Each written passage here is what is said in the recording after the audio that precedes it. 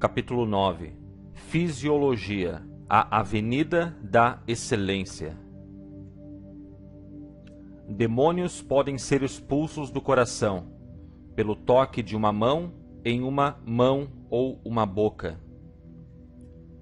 Tennessee Williams. Quando apresento seminários, sempre realço cenas de delírio atordoante, alegre, caótico.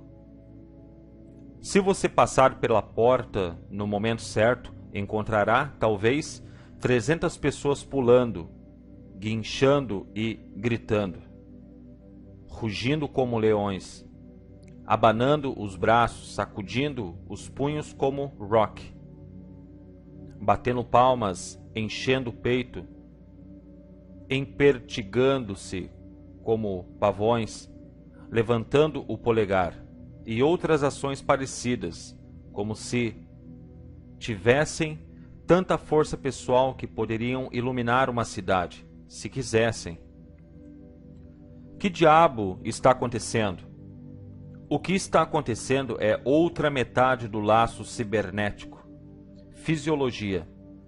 Essa confusão é sobre uma coisa: agir como quando você se sente com mais recursos, mais poder, mais felicidade do que já sentiu antes.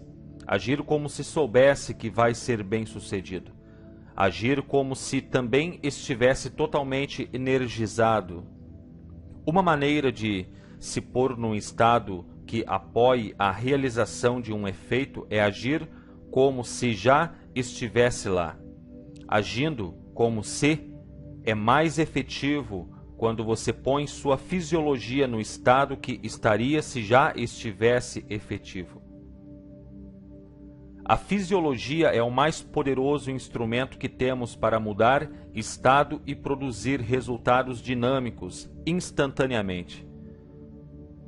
Diz um velho ditado: se você quer ser poderoso, finja que é poderoso. Nunca foram ditas palavras tão verdadeiras. Eu espero que as pessoas obtenham resultados poderosos em meus seminários, resultados que mudarão suas vidas. Para fazer isso, elas têm que estar com sua fisiologia mais rica de recursos possível, pois não há ação poderosa sem uma fisiologia poderosa. Se você adotar uma fisiologia vital, dinâmica, excitada, automaticamente adotará a mesma espécie de estado.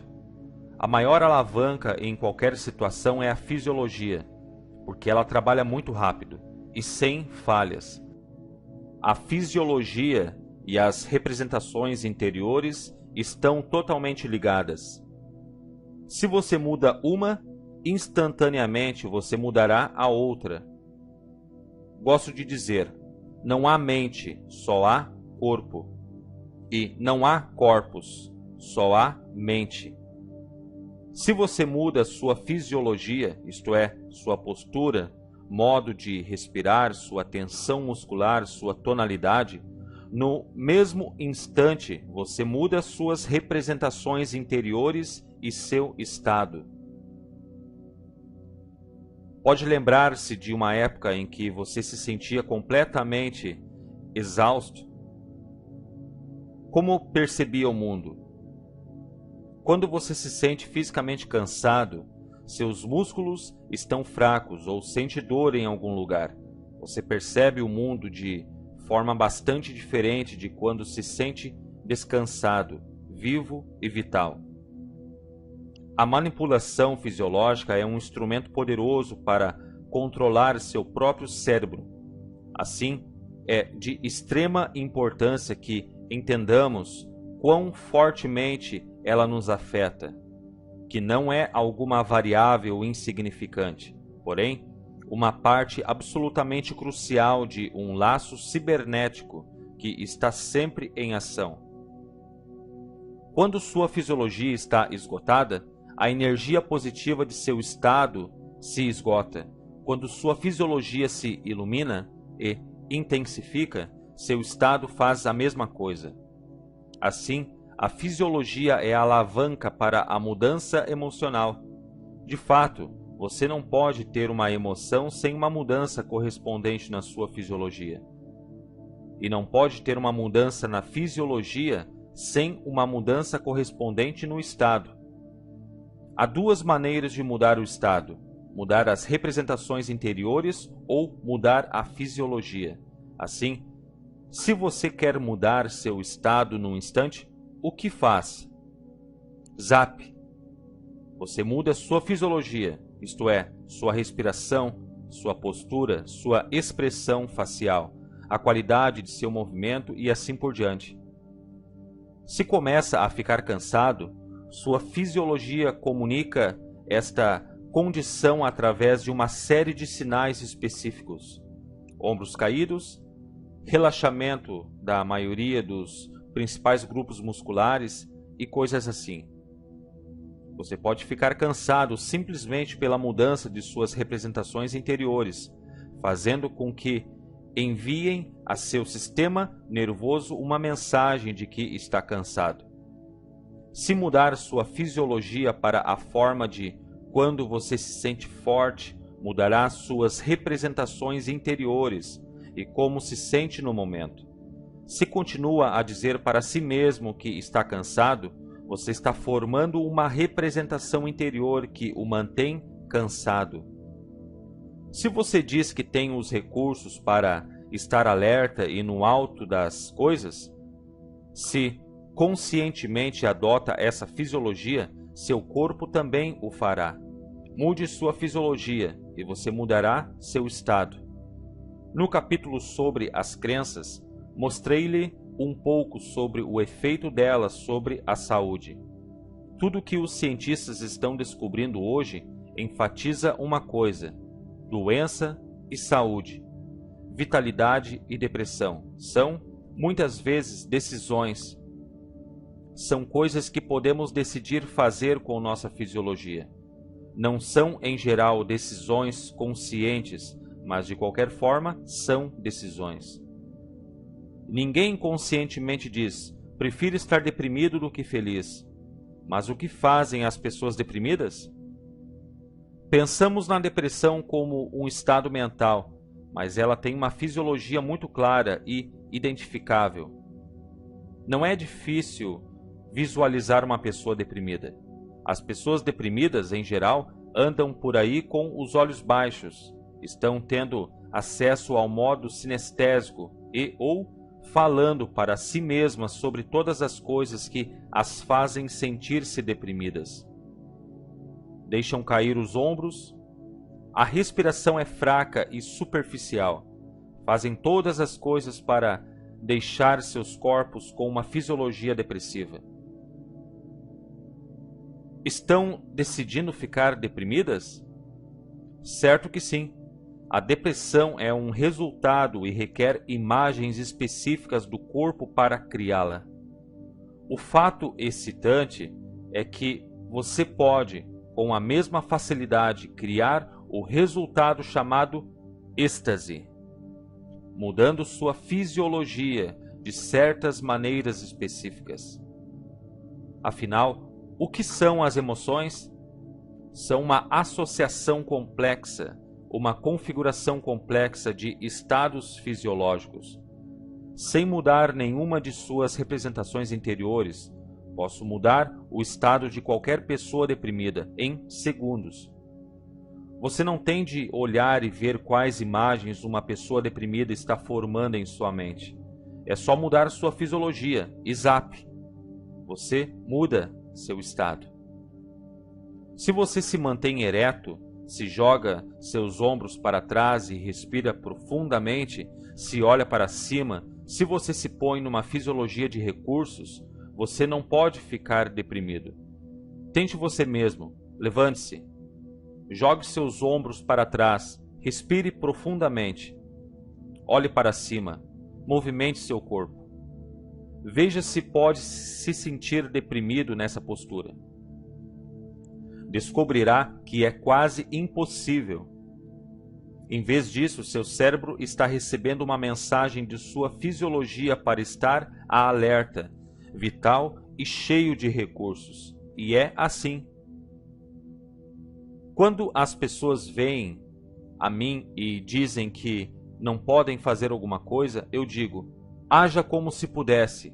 Em geral, replicam: bem, não sei como. Ao que digo: haja como se soubesse como. Fique em pé, do modo que ficaria se soubesse como fazer isso. Respire da maneira que respiraria se soubesse como fazê-lo agora. Faça seu rosto aparentar como se pudesse fazê-lo agora. Tão logo levantam-se daquela maneira, respiram daquela maneira e põem suas fisiologias daquele estado. As pessoas imediatamente sentem que podem fazê-lo. Isso funciona sem falha, devido à espantosa facilidade que a capacidade de adaptar e mudar fisiologia proporciona. Repetindo, simplesmente mudando a fisiologia, você pode fazer com que as pessoas façam coisas que nunca puderam fazer antes, porque no minuto em que mudam sua fisiologia, mudam seu estado. Pense em alguma coisa que acredita que não possa fazer, mas que gostaria de ser capaz de fazer. Agora, como ficaria se soubesse que pode fazê-lo? Como falaria?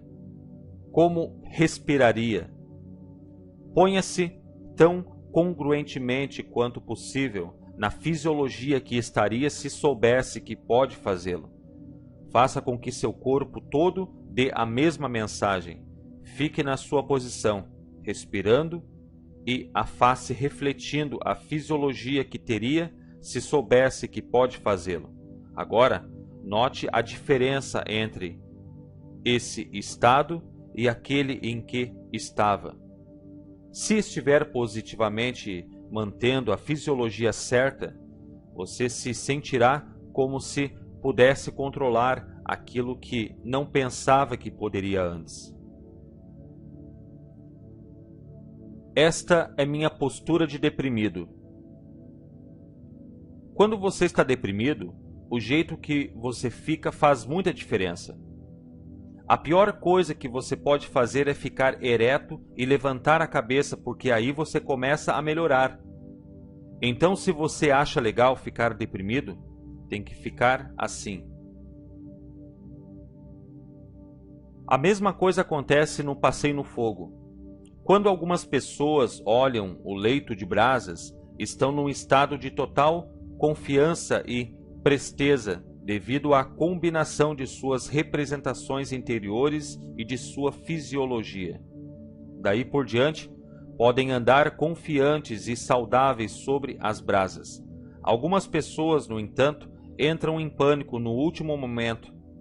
Elas podem ter mudado suas representações interiores do que vai acontecer e então imaginam agora o cenário pior possível. Ou o calor causticante pode tirá-las do estado de confiança.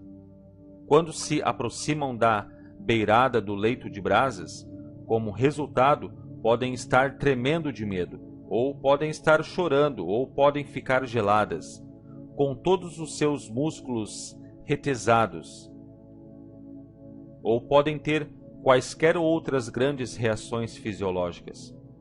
Para ajudá-las a superar o medo em um instante e a agir, apesar da aparente impossibilidade, preciso fazer só uma coisa: mudar seus estados. Lembre-se, todo comportamento humano é o resultado do estado em que estamos. Quando nos sentimos fortes e com recursos, tentamos coisas que nunca tentaríamos se nos sentíssemos amedrontados, fracos e cansados. Assim, o passeio no fogo não ensina as pessoas só intelectualmente. Ele lhes dá uma experiência de mudar seus estados e comportamentos no momento, para apoiar suas metas, sem levar em consideração o que pensavam ou sentiam previamente. O que faço com uma pessoa tremendo, chorando e gelada, gritando na beira de um leito de brasas? Uma das coisas que posso fazer é mudar suas representações interiores. Posso fazê-la pensar em como se sentirá depois de ter andado com sucesso e sem se machucar até o outro lado das brasas.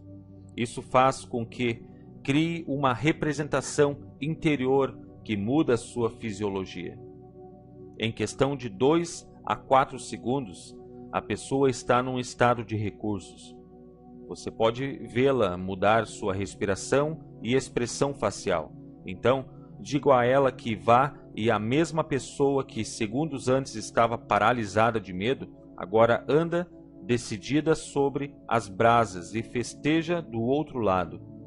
Mas algumas vezes as pessoas têm imagens interiores nítidas de queimaduras ou tropeços, que são maiores do que suas representações de serem capazes de andar com sucesso e sem lesões.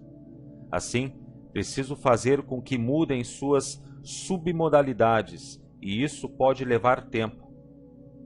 Uma outra escolha, que é mais eficiente quando alguém está totalmente em pânico frente às brasas, é mudar sua fisiologia. Afinal, se ela muda suas representações interiores, o sistema nervoso tende a avisar o corpo para mudar sua postura, modo de respirar, tensão muscular e assim por diante. Assim, por que não ir só ao ponto, ignorar todas as outras comunicações e mudar a fisiologia diretamente? Assim, pego a pessoa que está chorando e faço-a olhar para cima. Fazendo isso, ela começa a ter acesso aos aspectos visuais de sua neurologia, em vez de seus aspectos sinestésicos. Quase imediatamente ela para de chorar. Tente isso com você. Se estiver transtornado ou chorando e quiser parar, olhe para cima. Ponha seus ombros para trás e fique no estado visual. Suas sensações mudarão quase no mesmo instante. Você pode fazer isso com seus filhos. Quando se machucam, faça-as olharem para cima.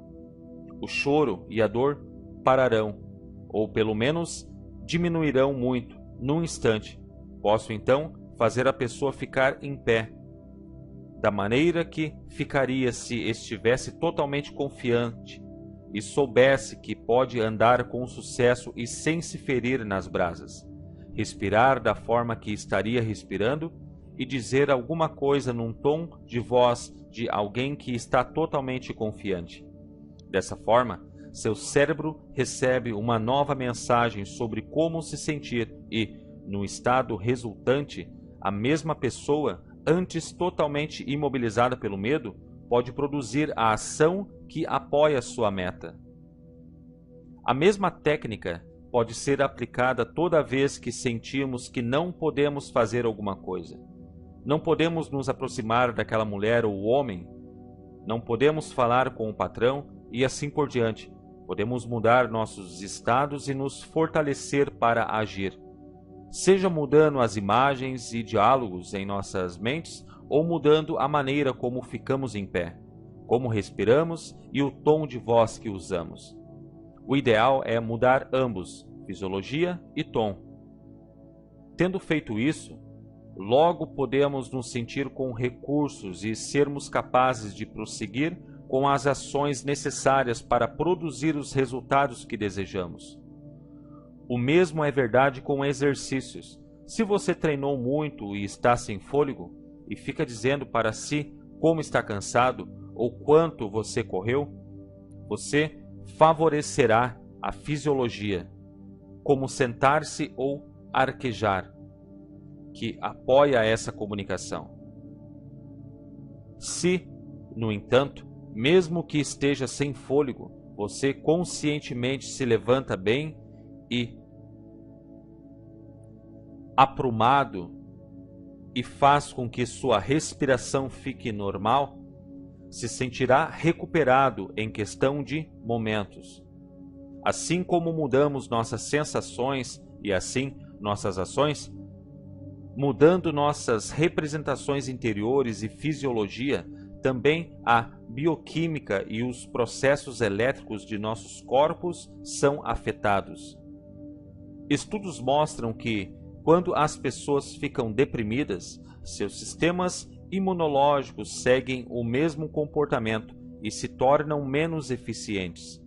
A contagem das células brancas do sangue cai. Você já viu uma fotografia Kirlian de uma pessoa? É a representação da energia bioelétrica do corpo, e ela muda acentuadamente quando a pessoa muda seu estado ou jeito. Devido à ligação de mente e corpo em estados intensos, todo o nosso campo elétrico pode mudar e podemos fazer coisas que de outra forma pareceriam impossíveis.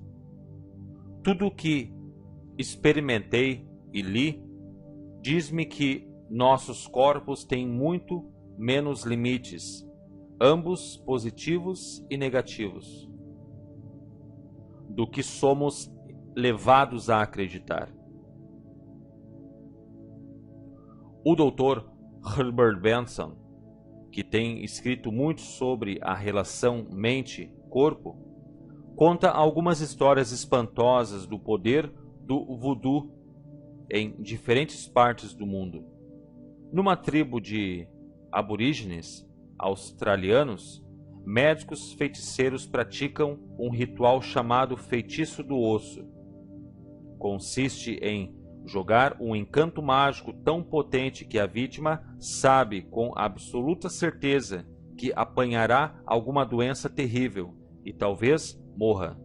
Foi assim que o Dr. Benson descreveu uma dessas ocorrências em 1925. O homem que descobre que está sendo ossado por um inimigo é, em verdade, uma visão lamentável. Ele fica horrorizado, com os olhos fixos no traiçoeiro ponteiro, e suas mãos se levantam como para afastar o meio letal que ele imagina que está entrando em seu corpo. Suas faces empalidecem e seus olhos tornam-se vidrados, e a expressão de seu rosto torna-se horrivelmente distorcida. Ele tenta gritar, mas em geral o som morre em sua garganta, e tudo o que se pode ver é a espuma em sua boca. O corpo começa a tremer e os músculos se contraem involuntariamente. Ele balança para trás e cai no chão, e, pouco tempo depois, parece estar desmaiado, mas logo depois estremece como se estivesse em agonia mortal e, cobrindo seu rosto com as mãos, começa a gemer. Sua morte é só uma questão de pouco tempo. Para você, não sei, mas para mim, essa é uma das mais vívidas e apavorantes descrições que já li.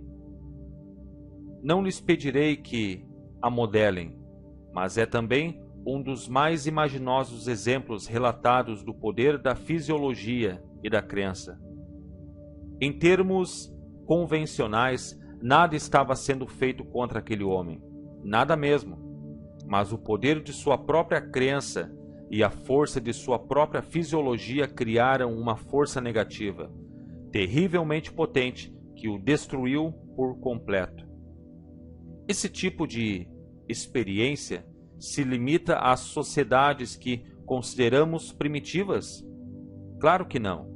Exatamente o mesmo processo acontece à nossa volta todos os dias. O Dr. Benson menciona que o Dr. George Langle, do Centro Médico da Universidade de Rochester, organizou um extenso fichário de notas de jornais do mundo inteiro, referentes a mortes súbitas em circunstâncias inesperadas. Em cada caso, não era que alguma coisa horrível acontecia no outro lado do mundo. Antes, o acusado era a vítima de suas próprias representações interiores negativas. Em cada caso, alguma coisa fez a vítima sentir-se fraca, desamparada e sozinha. O resultado foi virtualmente o mesmo do ritual aborígene. O que acho interessante é que parece ter havido mais pesquisa e mais ênfase anedótica sobre o lado prejudicial da relação mente-corpo do que sobre o lado útil. Sempre ouvimos sobre o horrível efeito do estresse e sobre pessoas que perdem a vontade de viver após a morte de um ente querido. Todos nós parecemos saber que emoções e estados negativos podem literalmente nos matar. Ouvimos menos, todavia, sobre as maneiras como os estados positivos podem nos curar. Uma das mais famosas histórias deste lado do crédito é a de Norman Cousins. Na sua Anatomy of an Illness, ele descreve como conseguiu uma recuperação miraculosa de uma longa e debilitante doença, fazendo seu caminho para a saúde rindo. Rir era um dos instrumentos que Cousins usava num esforço consciente para mobilizar sua vontade de viver e prosperar. A maior parte de seu tratamento era passar uma boa parte do seu dia imerso em filmes, programas de televisão e livros que o fizessem rir. É óbvio que isso mudou as consistentes representações interiores que fazia, e a risada mudou radicalmente sua fisiologia, e assim suas mensagens para o sistema nervoso sobre como devia reagir. Descobriu que, se seguiam mudanças imediatas e físicas positivas, dormia melhor, sua dor se aliviava, sua presença física toda melhorava. Com o tempo, recuperou-se por completo, apesar de um de seus médicos ter dito a princípio que ele tinha 1 em 500 probabilidades de conseguir recuperação total. Cousins concluiu: aprendi a nunca subestimar a capacidade da mente e do corpo humano em regenerar-se, mesmo quando as probabilidades forem as mais remotas. A força da vida talvez seja a menos compreendida das forças da Terra. Alguma pesquisa fascinante que esteja começando a surgir talvez jogue alguma luz sobre a experiência de Cousins e de outros como ele. Os estudos se voltam para a maneira como nossas expressões faciais afetam o modo como nos sentimos e concluem que não é tanto por sorrirmos quando nos sentimos bem, ou rirmos quando estamos de bom humor. Antes, sorrir e rir determinam processos biológicos que, de fato, nos fazem sentir bem. Aumentam o fluxo de sangue para o cérebro e mudam o nível de oxigênio, o nível de estímulo dos neurotransmissores. A mesma coisa acontece com outras expressões. Ponha sua expressão facial na fisiologia de medo, raiva, repugnância ou surpresa, e isso é o que sentirá. Nossos corpos são nossos jardins, nossas vontades são jardineiros. William Shakespeare. Existem cerca de 80 músculos no rosto, e eles agem como torniquetes, seja para manter o suprimento de sangue estável enquanto o corpo está experimentando loucas atividades, ou para alterar o suprimento de sangue do cérebro e assim, de uma certa forma, o funcionamento do cérebro. Num famoso documento escrito em 1907, um físico francês, Israel Weinbaum, apresentou a teoria de que as expressões faciais realmente mudam as sensações. Hoje, outros pesquisadores estão descobrindo a mesma coisa, assim como o Dr. Paul Ekman, professor de psiquiatria da Universidade da Califórnia, em São Francisco, falou ao Los Angeles Times em 5 de junho de 1985. Sabemos que se você tem uma emoção, ela se mostra no seu rosto. Agora, estamos vendo-a seguir outro caminho também. Você se torna o que põe em seu rosto. Se você ri no sofrimento, você não está sofrendo no seu interior. Se seu rosto mostra tristeza, você a sente dentro. De fato, diz Ekman, o mesmo princípio é usado regularmente para repelir os detectores de mentiras. Pessoas que se põem numa fisiologia de crença, mesmo quando estão mentindo descaradamente, registrarão crença. Tudo isso é como o que eu e outros da comunidade PNL estamos ensinando há anos. Só agora parece que a comunidade científica está verificando o que já achávamos útil. Há muitas outras coisas neste livro que serão confirmadas em anos futuros.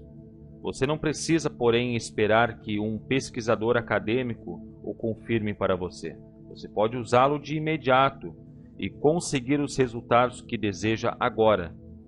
Estamos aprendendo agora tanto sobre as correlações mente-corpo que algumas pessoas ensinam que tudo o que realmente temos a fazer é cuidar bem de nosso corpo. Se seu corpo está trabalhando a níveis de pico, seu cérebro também trabalhará mais efetivamente. Quanto melhor o modo como usa seu corpo, melhor o cérebro trabalha. Essa é a essência do trabalho de Moshe Feldenkrais, há pouco falecido. Ele usava o movimento para ensinar as pessoas a pensar e a viver. Feldenkrais descobriu que, simplesmente pelo trabalho no nível sinestésico, você pode mudar a sua própria imagem, seu estado e o total funcionamento de seu cérebro. De fato, ele afirma que a qualidade de sua vida é a qualidade de seu movimento. Seus trabalhos são uma fonte inestimável para criar transformações humanas, através da mudança da fisiologia, de maneira específica. Um importante corolário de fisiologia é a congruência. Se estou lhe dando o que penso ser uma mensagem positiva, mas minha voz é fraca e experimental, a linguagem de meu corpo é desarticulada e desfocada, sou incongruente. A incongruência não me deixa ser tudo o que posso ser, de fazer tudo que posso fazer e de criar meu mais forte estado. Dar a si mesmo mensagens contraditórias é uma maneira subliminar de atrair um soco. Você deve ter tido experiências quando não acreditou numa pessoa, mas não sabia ao certo porquê. O que a pessoa dizia fazia sentido, mas você, de alguma forma, acabava realmente não acreditando nela. Seu inconsciente captou alguma coisa que seu consciente não captou. Por exemplo, quando você formulou uma pergunta, a pessoa pode ter dito sim, mas ao mesmo tempo a cabeça lentamente se movia dizendo não. Ou ele pode ter dito, posso resolver isso, mas você notou que seus ombros estavam curvados, seus olhos baixos e sua respiração era superficial. E tudo isso falou a seu inconsciente que, na realidade, a pessoa estava dizendo, não posso resolver isso. Parte dela queria fazer o que você estava pedindo, e parte não queria. Parte estava confiante, e parte não estava. A incongruência laborou contra aquela pessoa, que estava tentando ir em duas direções ao mesmo tempo. Estava representando uma coisa com suas palavras e outra bem diferente com sua fisiologia. Todos temos experiências do preço da incongruência quando parte de nós realmente quer alguma coisa, mas a outra parte interior parece nos deter. Congruência é força. Pessoas consistentemente bem-sucedidas são aquelas que podem confiar em todos os seus recursos, mentais e físicos, para trabalharem juntos para a realização de uma tarefa. Pare agora, um momento, e pense nas 3 pessoas mais congruentes que conhece. Agora pense nas 3 mais incongruentes que conhece. Qual é a diferença entre elas? Como as pessoas congruentes afetam você, pessoalmente, versus as que são incongruentes?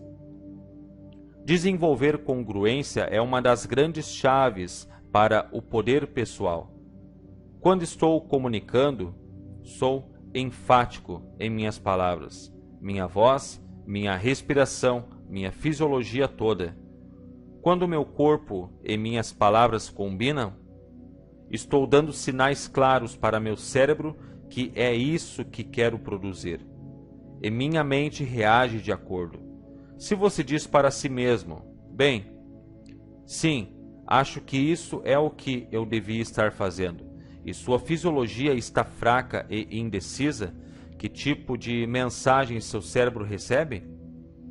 É como tentar ver televisão com um tubo tremulante. Você mal pode ver as imagens. O mesmo acontece com o seu cérebro. Se os sinais que seu corpo envia são fracos ou conflitantes, o cérebro não tem um senso claro do que fazer. É como um soldado indo para a batalha com um general que diz: bem, talvez devamos tentar isso. Não sei se vai dar certo, mas vamos em frente e veremos o que acontece. Em que espécie de estado isso deixa o soldado? Se você diz, eu com certeza farei aquilo, e sua fisiologia está unificada, isto é, sua postura, sua expressão facial, seu ritmo de respiração, a qualidade de seus gestos e movimentos, e suas palavras e tonalidade estão de acordo, com certeza você fará. O que nós todos queremos é alcançar os estados congruentes, e o maior passo que você pode dar é ter certeza de estar com a fisiologia firme, decisiva, congruente. Se suas palavras, seu corpo não combinam, você não vai estar totalmente efetivo. Uma maneira para desenvolver congruência é modelar a fisiologia de pessoas que são congruentes. A essência é descobrir qual parte do cérebro que uma pessoa efetiva usa numa dada situação. Se você quiser ser efetivo, quer usar seu cérebro da mesma maneira, se você se espelha na fisiologia de alguém com exatidão, atingirá a mesma parte de seu cérebro. Você está agora num estado congruente? Se não estiver, mude para um. Qual é a porcentagem de tempo em que você está em estados incongruentes? Pode ser congruente com mais frequência? Comece a fazer isso hoje. Pare e identifique 5 pessoas que têm fisiologia poderosa, nas quais você gosta de se espelhar. Como essas fisiologias diferem da sua? Como as pessoas se sentem, se levantam, se movem? Quais são algumas de suas principais expressões faciais e gestos? Pare um momento e sente-se da maneira como uma dessas pessoas se senta. Faça expressões faciais e gestos similares. Repare como se sente. Em nossos seminários temos pessoas que se espelham na fisiologia de outras pessoas e descobrem que têm acesso a um estado similar e conseguem uma sensação similar. Assim, quero que tente um exercício. Você precisa fazê-lo com mais alguém. Faça com que essa pessoa recorde uma lembrança específica, intensa e, sem dizer a você a respeito, volte para aquele estado. Agora, quero que você se espelhe nessa pessoa exatamente Espelhe-se na maneira como ela está sentada, como as pernas estão posicionadas. Espelhe-se na posição dos braços e mãos. Espelhe-se na quantidade de tensão que vê no rosto e corpo. Espelhe-se na posição da cabeça a cada movimento que vê em seus olhos, pernas e pescoço. Espelhe-se em sua boca, a tensão da pele, o tipo de respiração. Tente pôr-se na mesma exata fisiologia que ela. Se fizer tudo isso com exatidão, será bem-sucedido, reproduzindo a fisiologia dessa pessoa. Você estará provendo seu cérebro com os mesmos sinais que ela está enviando ao dela. Você será capaz de sentir as mesmas ou similares sensações. Muitas vezes você verá a sua versão das imagens que ela está vendo e pensará a sua versão dos mesmos pensamentos que ela está pensando. Após ter feito isso, anote em poucas palavras a descrição do estado em que está, isto é, o que sentir enquanto se espelha na pessoa exatamente. Agora, confira com a pessoa para saber o que ela estava sentindo. Cerca de 80–90% das vezes você terá usado a mesma palavra para descrever o estado em que estava. Há muitas pessoas em cada seminário que começam a ver o que a outra pessoa está vendo. Descrevem exatamente onde estava a pessoa ou identificam as pessoas que imaginaram em sua mente. Algumas dessas exatidões desafiam explicações racionais. É quase uma experiência psíquica, só que não há treinamento psíquico. Tudo o que fazemos é entregar nossos cérebros às mesmas mensagens da pessoa que estamos espelhando. Sei que isso parece difícil de acreditar, mas em meus seminários há pessoas que aprenderam que isso pode ser feito após 5 minutos de treino. Não posso garantir que você será bem-sucedido logo na primeira vez, mas, se chegar perto, você se encontrará no mesmo estado de raiva, dor, tristeza, exaltação, alegria ou êxtase que a outra pessoa. No entanto, você não conversou com ela antes para saber como ela estava se sentindo. Algumas pesquisas recentes dão apoio científico para isso. Segundo uma reportagem da revista Omni, de divulgação científica, 2 pesquisadores descobriram que as palavras têm um padrão elétrico característico no cérebro. O neurofisiologista Donald York, do Centro Médico da Universidade de Missouri, e o foniatra de Chicago, Tom Janson, descobriram que os mesmos padrões mantêm-se verdadeiros de pessoa para pessoa.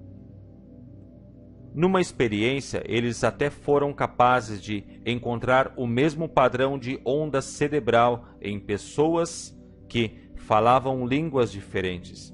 Eles já programaram computadores para reconhecer esses padrões de ondas cerebrais, e assim podem interpretar as palavras na mente de uma pessoa, antes mesmo de serem faladas. Os computadores podem literalmente ler mentes, da mesma forma que podemos quando refletimos fisiologia com precisão. Alguns aspectos únicos de fisiologia, olhares especiais, tonalidades de voz ou gestos físicos, podem ser encontrados em pessoas de grande poder, como John Kennedy, Martin Luther King Jr. ou Franklin Roosevelt. Se você puder modelar suas fisiologias específicas, terá acesso às mesmas partes ricas de recursos do cérebro e começar a processar informações da maneira que eles fazem. Literalmente, você se sentirá como eles se sentiam. É óbvio que, uma vez que a respiração, o movimento e a tonalidade da voz são fatores críticos para criar estados, As fotos dessas pessoas não dão as quantidades específicas de informações que seria desejável. Um filme ou vídeo seria ideal. Por um momento, espelhe só suas posturas, expressões faciais e gestos com toda a precisão que puder. Começará a sentir sensações similares.